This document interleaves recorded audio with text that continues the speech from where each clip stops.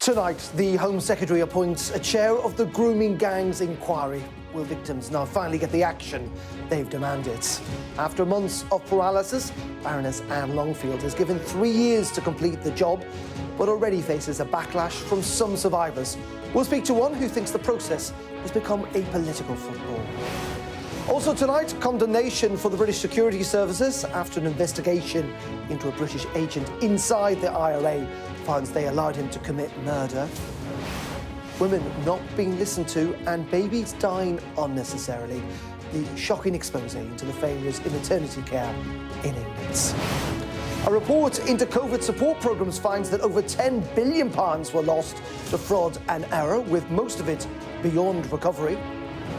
We'll speak to the Conservative leader, Kemi Badenoch, about her first year in the job. She admits she's got a mountain to climb, but says that she is up for the fight. And... Oh, yeah. Morning, boss. How you doing? How are you? How did you know I was coming down here? I always know. Sitting there all night. The Prime Minister takes to TikTok. Is it a chance to win over younger voters, or just digital dad dancing? Well, going viral with us tonight will be Jonathan Ashworth and Dame Andrew Jenkins. They will be with us for the next hour. It's Tuesday. I'm Darren McCaffrey, live from Westminster, and this is the Politics Hub.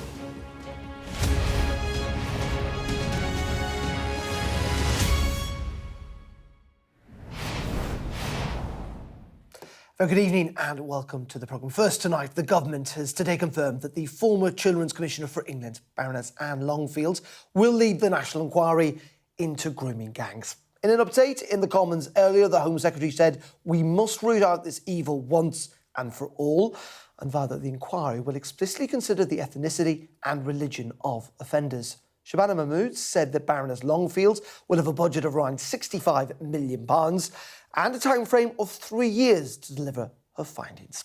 Our first report tonight is from our Home editor, Jason Farrell, who's been following this story here on Sky News.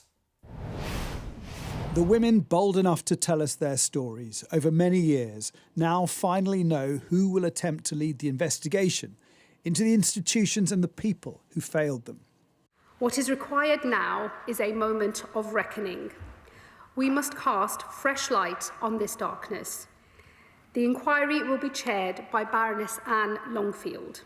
Anne Longfield, appointed Children's Commissioner by David Cameron, is a respected advocate for children. She gave evidence to the COVID inquiry on the impact of lockdown, produced numerous reports on forms of exploitation, and helped raise the alarm on County Line's drug gangs. The kids that I meet who are the ones that are what they would call the collateral, the ones that are doing the operational stuff on the ground, being groomed. These are often small, vulnerable children. But in a press conference on Monday, the opposition called for a judge to lead the inquiry. Alongside them was survivor Fiona Goddard, who today tweeted she was disappointed at the appointment, as is Marlon West, father of survivor Scarlett, who was groomed and sexually exploited as a teenager. His concern is the new chair is a Labour peer, an establishment figure. She's historically a long-term member of Labour, and a lot of the survivors are concerned with trust around Labour, especially what's previously happened over the last few months. We wanted legal representative. The reason for that is many of the survivors have not had any justice legally, and we was hoping that it would be a judge. But the woman who blew the whistle in Rotherham, exposing the exploitation of 1,400 girls, Jane Senior, believes that the new chair is right for the job.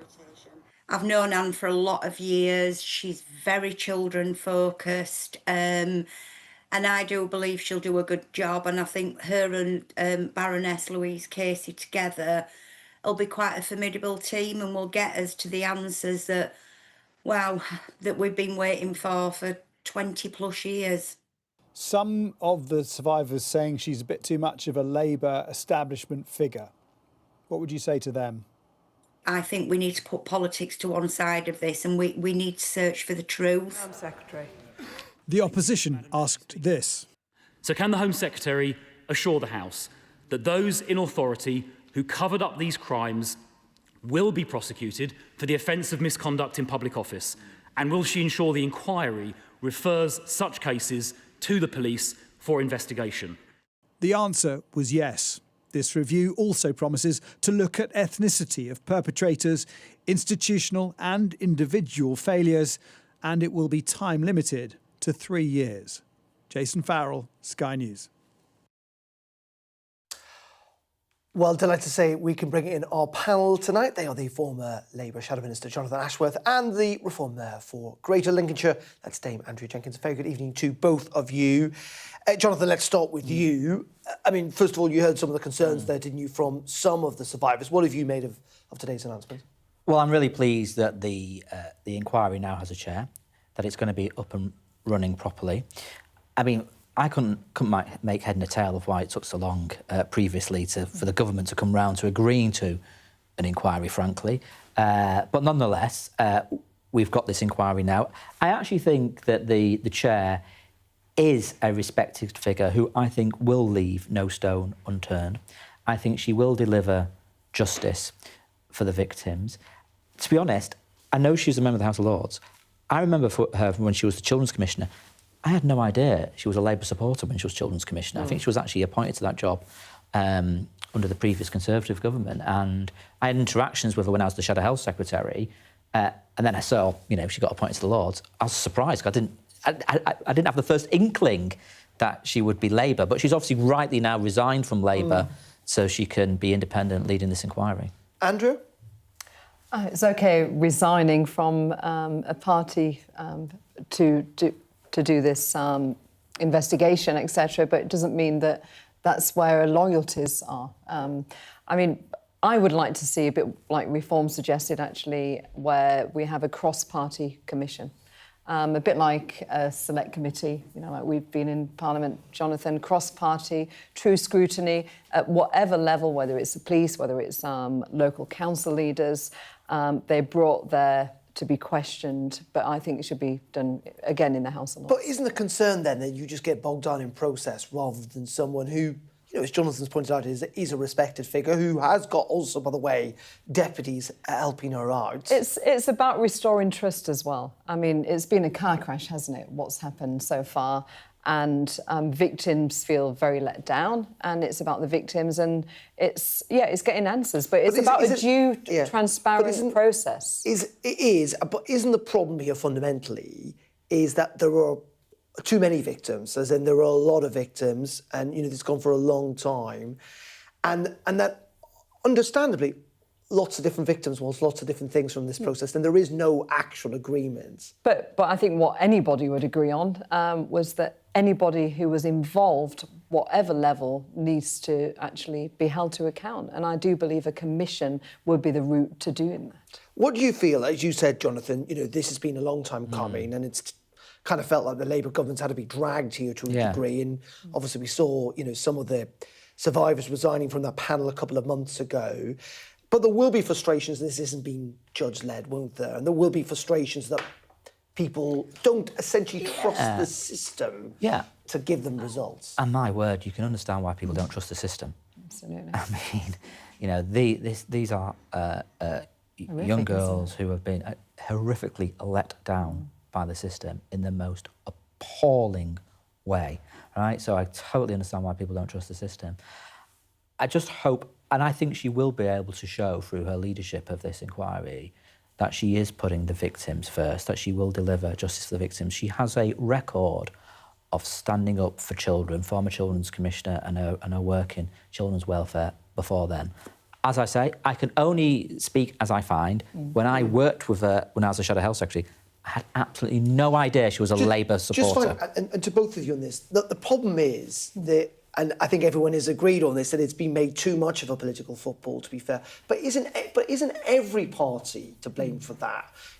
Labour did it in opposition, the Conservatives have done it since they've now become the opposition, and Reform are also using this as a political tool to batter the two other parties. I don't think it's about politics. This is about the victims, isn't it? And I think whichever party, we want justice, don't we? But also, I mean, look, what I'm concerned about is that it's going to be another 3 years, and will this then get pushed back to after the next election, so Labour do not need to face what is revealed. And that's an important point because, I mean, this is 3 years, which is quite a long time. Often these judge-led inquiries go on beyond 3 years. They're quite long. Well, but the original argument for the Labour Party is that we've already had an inquiry. We need to implement any of the suggestions. that was what the ministers coming on your programme would have said. I mean, I wasn't convinced of that myself, but I'm not a Labour front bench figure anymore.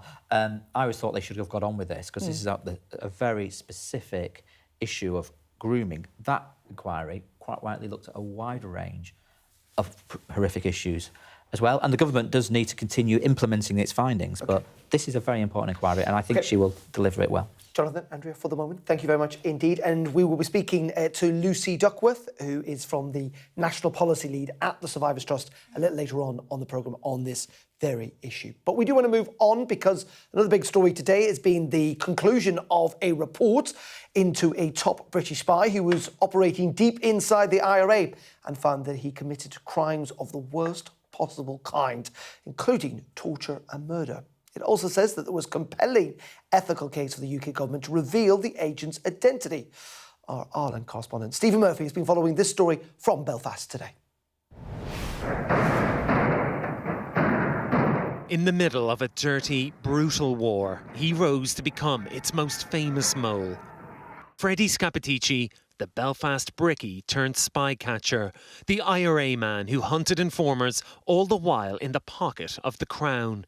Codenamed Steak Knife, he was implicated in dozens of murders, kidnapping and torture, while his British handlers allowed people to die to protect their golden egg. I just want to know the truth. It's 45 years ago, almost to the day, since my brother was taken and tortured by Steak Knife. A team investigating his activities now urging the UK government to finally confirm that Steak Knife was the late Freddie Scappaticci. As this final report makes clear, we in Canova believe there is a compelling ethical case for the UK government to derogate from the NCND policy regarding the agent Steak Knife's identity. It is in the public interest that Steak Knife is named. You're both urging the UK government to name, finally, Steak Knife and to reveal his identity. Is that enough? Shouldn't you be really urging the UK government and the Prime Minister to issue a full apology? So I have a very strong position that that should happen. I was very clear in March last year. And the response from previous Secretary of State was because of ongoing legal matters that couldn't happen. Well, I'm afraid I think that's utter nonsense. The Northern Ireland Secretary seemed to pour cold water on the idea of naming Steak Knife. The government's first duty is, of course, to protect national security, and identifying agents risks jeopardising this. The investigation team had harsh words for MI5, which only provided valuable material late in the process, hindering investigators. This was a significant failure, they said. MI5 has apologised and offered sympathies to victims' relatives. I just want somebody to take me into a room and tell me the truth. If they want to put a non-disclosure agreement to it, I'll sign it. The authorities had all the details and did nothing. And 45 years on, I'm sitting here really none the wiser. I'm telling you, I'm not guilty of any of these allegations. Defiant to the last, Scappaticci died 2 years ago, having never been charged with a Troubles-related crime. Prosecutors have already decided this investigation will not result in any new prosecutions. For the victims of the dirtiest of spy games, it feels the chance of real justice has been buried with Steak Knife. Stephen Murphy, Sky News in Belfast. OK, let's return to our top story, that grooming gangs inquiry. And as promised, let's speak to Lucy Duckworth, National Policy Lead at the Survivors Trust, and indeed a survivor herself. Lucy, very good evening to you. You and I have talked on this programme before, haven't we? What's your thought now that we do have a chair of this inquiry? Are you happy with today's announcement? We're really pleased. It's Anne Longfield. She's got really great expertise in both child protection and working with adult survivors, which is really crucial. And I think that, you know, as I've said before, we need to really focus on the main issue here. And that is that 500,000 children are abused every single year in this country. That's one a minute. and that there's 14 million adult survivors in this country. So inquiries are great, that they're needed. We need to get answers, but while we are asking yet more questions, we also have the blueprint for the change that is needed for the current generation of children and the adults that are living with that trauma. And there are unacceptable delays in responding to that. And we'll come on to that if we can in a moment, Lucy. So you seem relatively, or you seem pretty happy with the chair. I mean, I know in the past you and other survivors maybe wanted to see a judge-led inquiry, and also, of course, Anne Longfield has until today been a Labour peer. But you're reassured, given the fact she's a former Children's Commissioner, that she will do a good job? She's got, as I said, really excellent track record as a Children's Commissioner, and she was really willing to listen to survivors and work with the specialist sexual violence sector, who are the experts in this area. And that's really welcoming and really encouraging. We also heard today that she will be consulting widely. And we, really look forward to that, because we know what needs to be done. We don't need to be asking more questions. We've already got the answers for the change that's needed. And that includes supporting adult survivors who have experienced trauma and are still living with those consequences and not getting the right support in all areas of their life. And I think Anne is the right person to ask those questions and make sure that those answers are given. But I really hope that while we are looking into that, we do not delay any further in responding. And in many ways, that was the government's argument. They wanted to get on and implement many of these things. If you feel that there's not the necessity to ask more questions, if that's going to delay things, what do you hope, or what are you hoping this inquiry then will actually achieve? Well, it's been 6 months, and we've only had the announcement today that this government said they would do an inquiry. They've been in power 18 months now, and one of their flagship policies was that they would better respond to all forms of sexual violence against women and girls, which we know it also includes men and boys, and that they would also enact all the recommendations from the 8-year-long independent inquiry into child sexual abuse, and that cost 180 million. This new inquiry is going to cost 65 million. From all of those, we've only got one recommendation in place, and that recommendation is just enhanced DBS checks for people working with children on their own. I mean, this reform that is desperately needed across all areas of both prevention and response to all forms of sexual violence is simply taking too long. And I don't understand why, because they know what they need to do. We know we've got the experts out there. We've got the answers. We've already got a 800-page report in how to make the initial changes. And Louise Casey, in her audit that recommended this grooming gangs inquiry, was very clear that all of those recommendations should be in place before we enact these new recommendations. And just it's very frustrating that the Home Secretary has waited this long to make this announcement. And just finally on this, Lucy, as you say, the numbers are staggering. 500,000 a year is almost unbelievable. 14 million victims, you said, in this country. MPs, they watch this programme, they watch Sky News. If you could say what's the one thing that the government could act on tomorrow or should act on tomorrow, what would it be? They need to stop asking questions about it and actually commit to all of the recommendations that are already out there. And the main one of that is getting a child protection authority in place. This government have said that they're not going to put a minister on the front bench to protect children, for instance. There are so many small recommendations that can be done relatively quickly. One of them is a public awareness campaign. They haven't taken that on. This is such a huge problem. As I said, it's one child a minute that is being abused in this country. This is something that we all need to take responsibility for, and we all need to act on. And the public can't do that if they don't have the knowledge or the ability to do it. And that responsibility does lie with the government, and they do have that power. And I really hope that with all these really promising and hopeful statements that they are making, that with it comes action as well. OK, Lucy, we really appreciate your time this evening. That's Lucy Duckworth there. Thank you very much indeed for joining us. Thank you. And that story is sure to feature in tomorrow's papers. And we'll have, of course, our extended press review from 10:30 this evening with tonight's news and tomorrow's headlines. Joining us this evening will be the political commentator Adam Bolton and the journalist and broadcaster Sonia Soda. That's at 10:30 tonight here on Sky News. OK, you're watching the Politics Hub. Up next, a damning report into maternity care in England lays bare failings across the country. We'll have all the details and reaction after this quick break. Do stay tuned.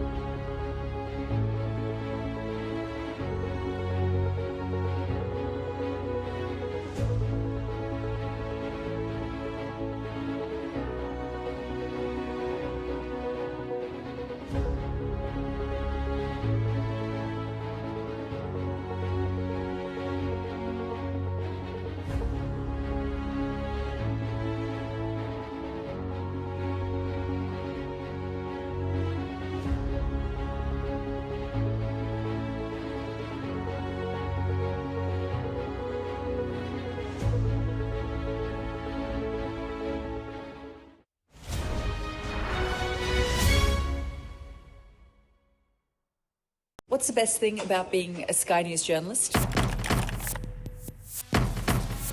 Who's funnier? Being a Sky News journalist. A special edition of The World with me, Yalda Hakim. Pakistan had the right to respond. You're like, what? A historic day here today. Congratulations, this is a huge moment. But what happens now?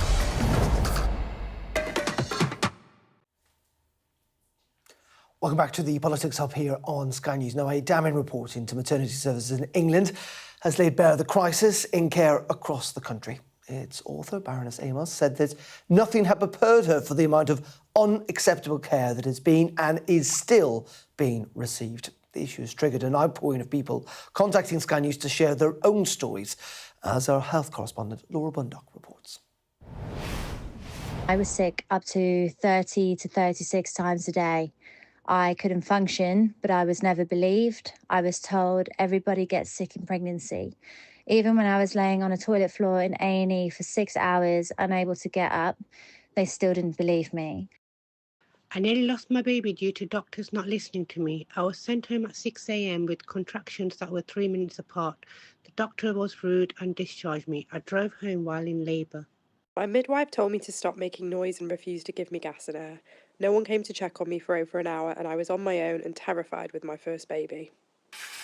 These birth stories shared with Sky News are shocking and sobering, each voice reflecting a failing system, and all a reminder why the maternity investigation is so badly needed. Its preliminary report highlights depressingly familiar problems: women not being listened to, a lack of empathy or care when things go wrong, discrimination of Black and Asian women and those who are younger or poorer, and a lack of basic care like help going to the loo or getting meals. During the last decade, 748 recommendations have been made about NHS maternity services, but the system is still failing. It just cannot continue.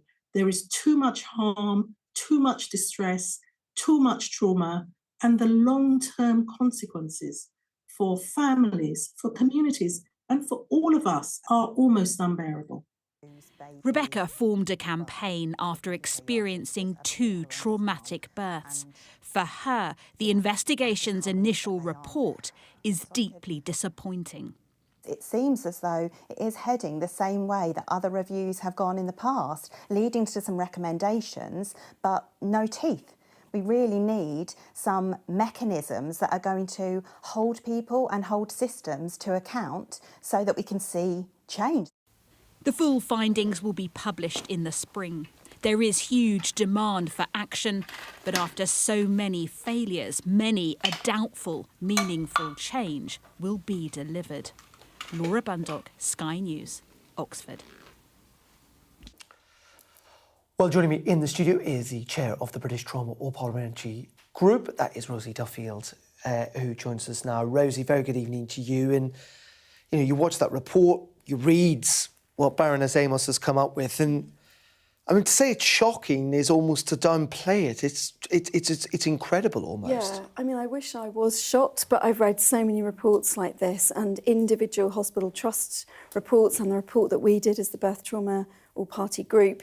And it's great that Sky are covering it because I think a lot of people don't know the extent to which this is a problem across the country. And when you say across the country, what I think also comes out today is it does, and this is a problem, isn't it? It varies quite a lot, depending on where you are. And obviously, most people don't have a choice around these things. So it is a bit of a, to use that terrible cliche, a postcode lottery. Yeah, and that was one of the top findings of our report when we did it. We had 40 recommendations. One of them was to end the postcode lottery. And I can imagine with Jonathan being in the studio exactly the kinds of things he'd be saying if he was still the shadow Health Secretary, and all of these things. We just want them to stop. We want, you know, the reports are great, and I really like Baroness Amos, but we just need some action there. Well, that's my point, and, you know, this seems to be a running theme tonight of, you know, yet more reports they're going to report at some point in the future, whereas what you, others and campaigners want is action. I mean, why have we not seen that or that already? I think one of the problems is the system. I think people out there who just think, why can't we solve this? I've been an MP for 8.5 years. I've had 8 health secretaries. So what happens is that someone takes up the mantle. Victoria Atkins, who was the last government health secretary, was really keen on our report and wanted to carry through the majority of the recommendations, and then there was an election called, and I just assumed actually that Jonathan would kind of go straight into the job, or, you know, someone similar, maybe Wes Streeting, and that we would just get on with it. But I guess the reality in government isn't that straightforward. Is there also, just briefly on this, like also an ingrained cultural problem here, though, that's a kind of goes beyond even what recommendations can be implemented? Yeah, I think there's so many different problems, and one of the things that Baroness Amos is highlighting is the racial element to it. So there's women not being believed, but women of, you know, colour being believed even less. And working class women as well. Yeah, absolutely. It's people, you know, I see the kind of people that come to see me are the people that have a voice, are usually fairly middle class and sort of capable of speaking to an MP or brave enough to speak to an MP. If you've got all kinds of other issues in your life, it's much harder to do that. OK, well, let's bring in Jonathan and Andrew, who are with me in the studio. And of course, you know, as Rosie was saying, you were the Shadow Health Secretary. For a long time, yeah. You know, here we are yet again, talking about people who want to see things change. Yeah, you know, you said we're talking about reports tonight. Yeah. We're talking about something even more fundamental than that.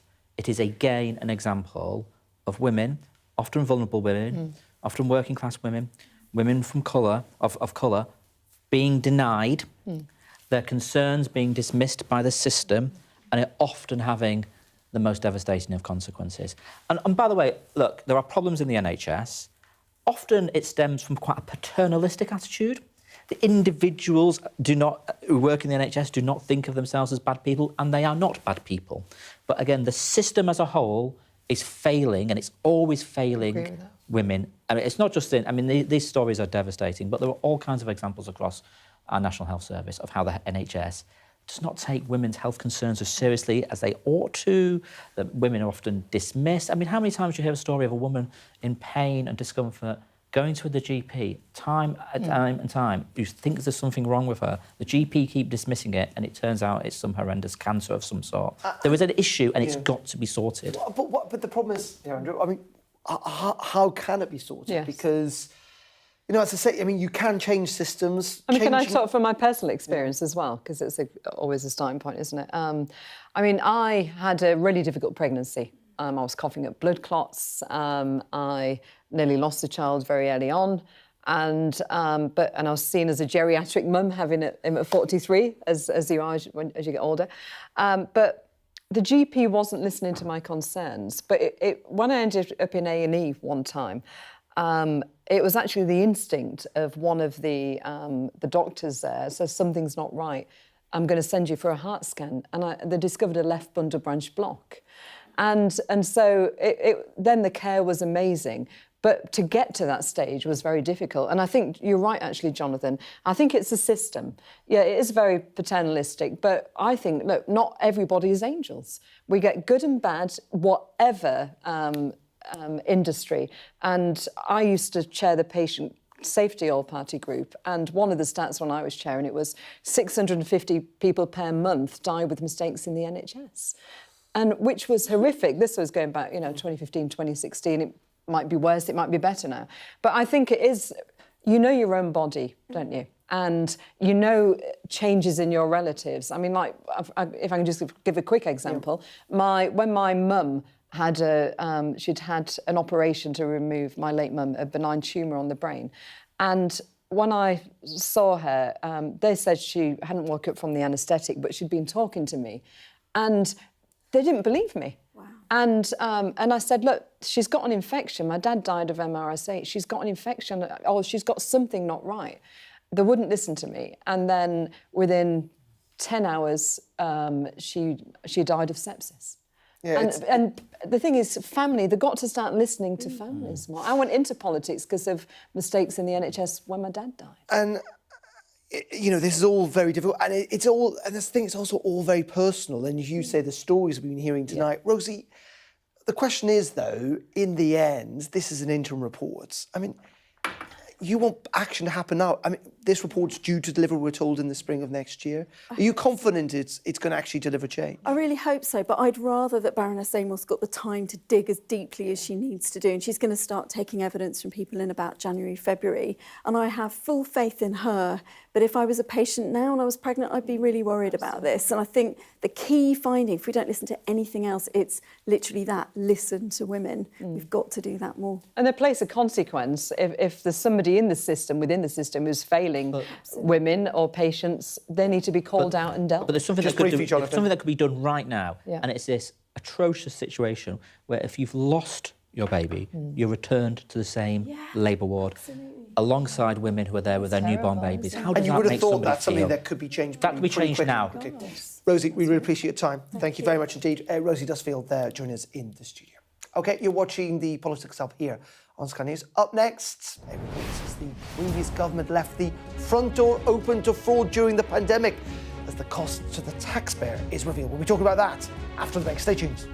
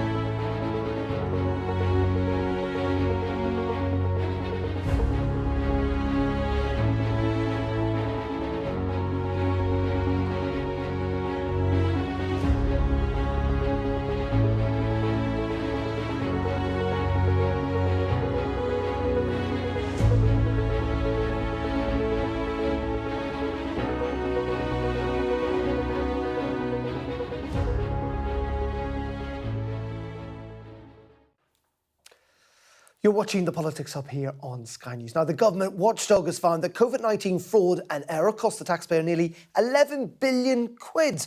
The final report by the COVID Corruption Commissioner said the previous government's pandemic response left the front door open to fraud, with schemes such as Eat Out to Help Out rolled out with fraud risks and without early safeguards at a cost of millions to us, the taxpayer. Our business correspondent Paul Kelso has been digging into the details. 6 years since the pandemic, the UK is still paying the price for tackling COVID-19 and the fraud that came with the unprecedented government spending to prop up the NHS and the economy. The COVID Counter-Fraud Commissioner, a man called Tom Hayhoe, who ran an NHS trust during the pandemic, has found that £10.9 billion is estimated to have been lost to fraud and error in business support schemes, including furlough, in which the state paid many people's wages, business bounce-back loans and direct grants that in total cost more than £200 billion. Now, of that £10.9 billion, around £1.8 billion has been recovered, but he concludes the state will never get the rest back. Tom Hayhoe says that as the government rushed to tackle the pandemic, most organisations were unprepared for a crisis that required spending on such a scale and with such urgency, and that prioritising speed resulted in a high level of fraud risk. Now, we'd already identified fraud of £1.8 billion in PPE schemes, around £400 million of which has been recovered to date. But this account is a reminder of the enormous spending on COVID, more than £370 billion, and some of the costly, flawed decisions made in haste under political pressure in that public health emergency. Now, Tom Hayhoe makes 9 recommendations for government, most of them concerned with improving departmental operations, information sharing, and making fraud risk a higher priority, and that includes appointing what he calls a challenge champion, someone whose job will be to ask difficult questions in future crises about the risk of fraud. Now, the risk was pointed out at the time these business support schemes were launched, and the Treasury actually was relieved that schemes like furlough worked as well as they did. And if we think back to the pandemic and the almost daily escalation of the state response as the death toll from COVID mounted, it will be quite the job in a future pandemic to be the one saying, hold on a minute.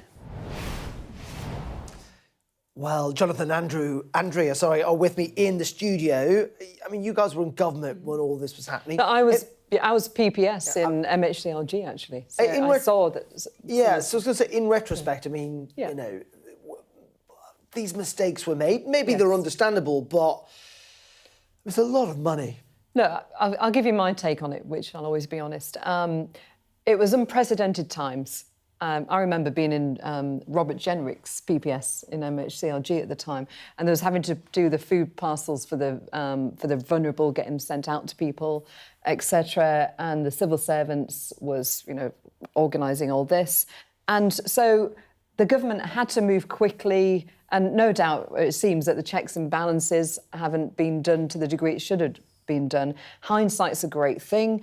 Yes, one pound overspent is fraudulently is too much. I mean, but it was unprecedented times, and I think the most important thing is lessons need to be learned and to be done things differently. God forbid it happens again, a further pandemic. However, I did agree with Boris when he said herd immunity. Look at the political pressure he got. I remember writing to Rishi at the time and saying, look, we're furloughing people too long. We need to get people back to work. And the economy was tanking. It was. They had to do these schemes to get it working again. Briefly, Jonathan, want to widen this out. You know, we have done this programme tonight on grooming gang scandal, the IRA scandal, on the maternity scandal. Now we're doing it on COVID fraud. I mean, you know, when people talk about broken Britain, I mean, there's a long list. State getting things wrong. Absolutely. Again and not again. just wrong, but fundamentally wrong. But here, though, I mean, this was a racket. And there are people who have ripped off the state. I mean, they should be locked up. I mean, remember, you had at the start... Fake businesses and everything. At the start of that pandemic, there were doctors and nurses, clinicians who were going to work.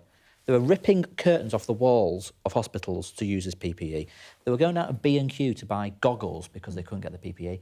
Lots of clinicians lost their lives because of their exposure to COVID early on in the pandemic. But look at the care homes. That was the care homes. That was absolutely devastating. It really was. I mean, and the care workers at the end of the queue for getting the PPE. Well, I was getting PPE gear. You know, I contacted all the vets, all the factories, and I got PPE. I think gear in many for ways our the most care homes. egregious thing here is you say that in a crisis, you know, a crisis in which people were losing their lives, that people saw an opportunity to make money, which is terrible. Right, we're going to pause on that because we want to talk about Kemi Badenoch, who seems to be doing quite well at the moment. She's been speaking to Sky News. We're going to talk about whether she is or not in a second. She says she's up for the fight when it comes to turning her party's favourability around after last year's pretty big general election defeat. Speaking to our Deputy Political Editor, Sam Coates, the Conservative leader shared her hopes for the party after lagging behind in the polls and a series of defections.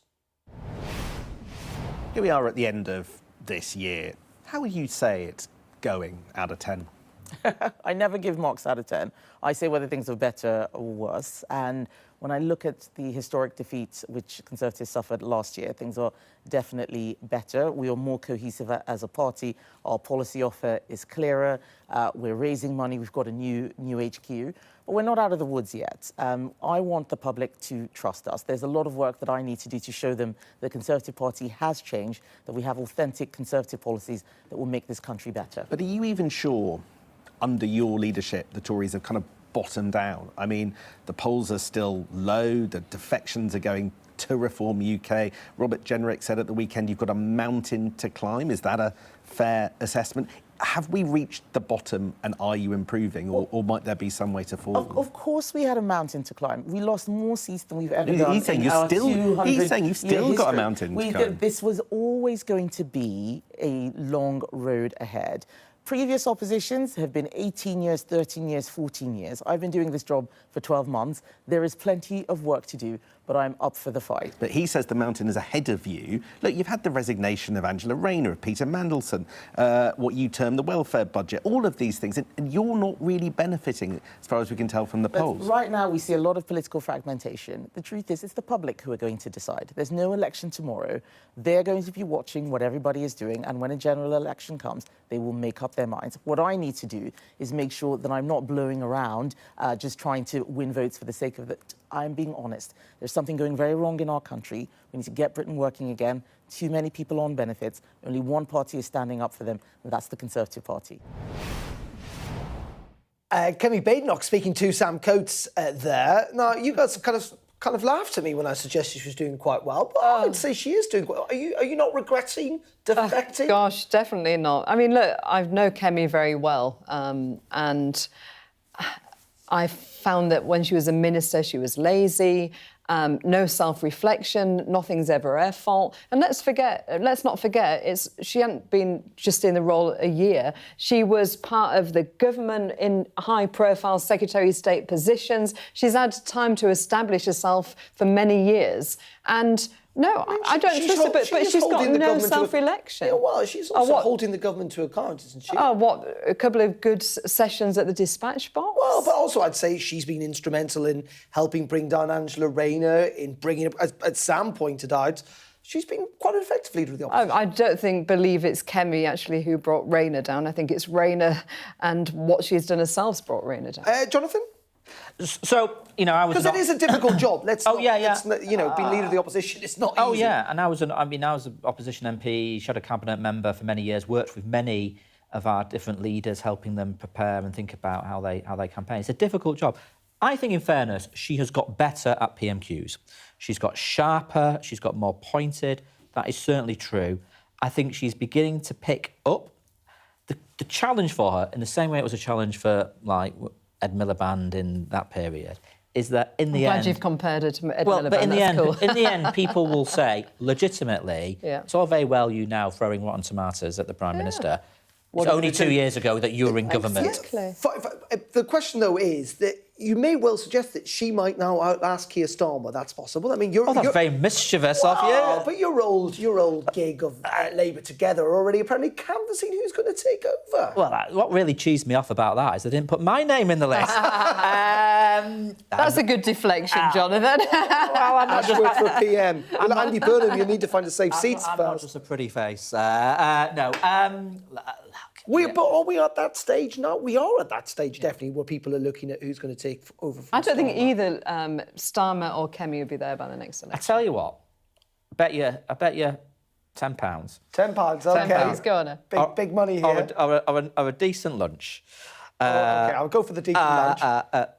When I come on your show in 12 months' time, Keir Starmer will still be Prime Minister. Really? And Kenny Badenoch will still be Leader of the Opposition? Yeah, I think she probably will. Okay, there we go.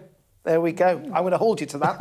Right, you're watching The Politics of here on Sky News. Coming up after the break. Oh, yeah? Morning, boss. How you doing? How are you? How did you know I was coming down here? I always know. Sitting there all night. As the Prime Minister joins TikTok, we'll ask, is it the way to win over younger voters? Or does it leave the door open for some extra social media cringe? That's next. Coming up on the UK Tonight at 8 o'clock, the damning report into maternity care in England, laying bare the failings in care right across the country. We'll have the details and speak to two mums who went through a terrible situation. Also ahead, condemnation of the security services after an investigation into a British agent inside the IRA. Says they allowed him to commit murder. And we'll hear from the 16-year-old who is now cancer-free after an experimental gene therapy treatment. All that and more on the UK Tonight at 8 o'clock. Over there, to your left. There have been airstrikes every day. Hezbollah are very sensitive about us showing any pictures, and we're being hurried away right now. It felt akin to riding into some sort of Armageddon. Many other areas have been hit badly. There are shells coming in every few minutes. Hear that whistle and that crunch? We know that they're coming from the south of the city, where there's a column of Russian armoury. I'm Alex Crawford and I'm Sky's special correspondent based in Istanbul. It's trying to hit us. That's it. It got us then. There's a lot of action going on. A lot of hits still. We were the first journalists and the only outsiders to reach the site of the attack several weeks after it happened. We found from the missile. It's very difficult to see what around here could be conceived of as a legitimate military target. Only about half a mile from the Turkish coast, a boat seriously overcrowded. This is one of the most severe viruses in the world. Clearly not had very much to eat at all, a lot of them extremely thin and very frail. Look at that sheet of flames, and that has happened within minutes, and now it's coming from both sides, and it's moving this way. The world's largest falls now down to a trickle in places. I can't imagine how much plastic is lying at the bottom of this huge lake. Whoa! Getting up close and personal with a rhino. This is what makes the job so fantastic.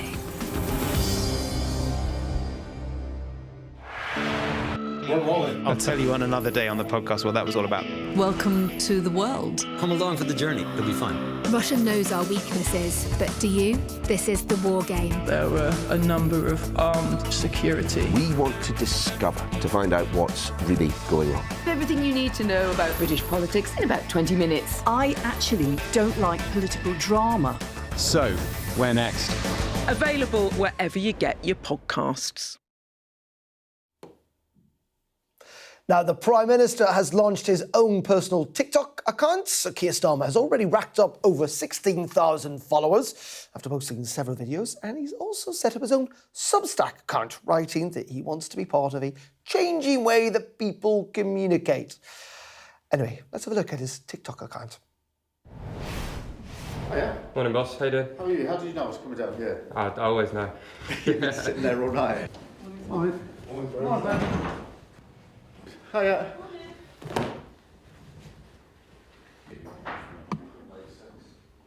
We've got Tyrone Mings coming in today. Do we? Yeah, for the Euros. Oh, yeah, for the Euros. Yeah. So Oh, that would be cool. I mean, it's almost laughably bad in some ways. Man gets ready for work. But anyway, he and others are obviously trying to connect with a younger demographic. A number of other big political figures around Westminster have joined the social media site much earlier than the Prime Minister and have garnered quite a following. Have a look at these familiar faces. 1.5, Keir Starmer, the most boring man in Britain, has joined TikTok. He wants your generation to embrace his brand of being really rather dull and very blunt. It's going to go nowhere, but do tune in. Have a look. Have a look at what he does. It is boring, boring, boring. I'm so proud of the progress our party has made. But I think we all know that the interlinking crises we face are moving faster than we are. It's time to step up a gear. We know the climate crisis isn't some distant threat. It's here, it's now, and it's getting worse. Small modular reactors are a new nuclear technology that can create good jobs across Britain. We're building the first fleet of SMRs in North Wales, creating 3,000 jobs. Clean, homegrown power. I'm a big Ed Miliband fan on TikTok. I think he's doing great work. And here's what they're doing across the pond. To all of those young people of TikTok, I saved TikTok, so you owe me big, and now you're looking at me in the Oval Office, and someday one of you are going to be sitting right at this desk, and you're going to be doing a great job also. Good morning. I know some of you have expressed concerns about my age. You're worried about a 33-year-old becoming mayor of New York City. And I want you to know I hear you. That's why this weekend I'll be making a change. I'm turning 34. TikTok. I have to say, I am not on TikTok, but Jonathan and Andrea very much are. Do you really rate Miliband's TikTok? In the sense that it makes me laugh. And it is but a bit not in a good way. Well, it's a bit cringy. Mind you, maybe it's like my singing way. It's in some ways, cringy as that. good social media should be a bit cringy. Jonathan, let's be honest. I mean, having watched a little bit there of Keir Starmer, I mean, it has to get a bit better than that. Yeah, I mean, even you could do better. Even I mean, I'm on TikTok. I can't quite get on with it yet. So if there's any sort of clever kids out there, cool Can kids, you bring his TikTok cool up? kids who want to sort out my TikTok for me, I'd be very grateful. I think politicians in this day and age have got to be on every platform. It's just the way it is, right? It is, yeah. And it will evolve. It will get better. He'll get into his sort of groove. He'll relax into it. But it's what you've got to do now. You've got to be communicating where voters are. The important thing is to be yourself. Yeah, I think you've got to be yourself. You've got to be authentic You because have. people can see through that. Yeah, it's that old line, isn't it? Authenticity. If you can fake that, you've got it made. And that's what you need in politics. remember, politicians back. I remember Gordon Brown making these videos back in the day. I worked for him in them days. Precisely, and he looked very uncomfortable. Yeah, that was when YouTube was a new thing. and if you remember, David Cameron was doing these YouTube videos, and it was all like, David Cameron, he's modern, he's on YouTube. And then we tried to do it with Gordon, bless him, and it wasn't his style of I still always remember when he was asked what his favourite soap was, and he said, The EastEnders. I'm pretty sure that's not what it's called, Gordon. That's so funny. Andrew, you're a bit of a social media sensation with your singing and your politicking. How do you make it work? I mean, I don't do as much on TikTok or YouTube. I do forget because I quickly do stuff on my phone and it's usually X or occasionally TikTok, Facebook. But no, I love it. And it's about connecting with people, isn't it? And it's just being authentic. Is it connecting with people or is it, as Donald Trump was suggesting there, I liked his thing, I've saved TikTok, so vote for me. But is it about younger people, essentially? But it's also actually showing people that you're doing stuff. Because you hear it on the doorstep.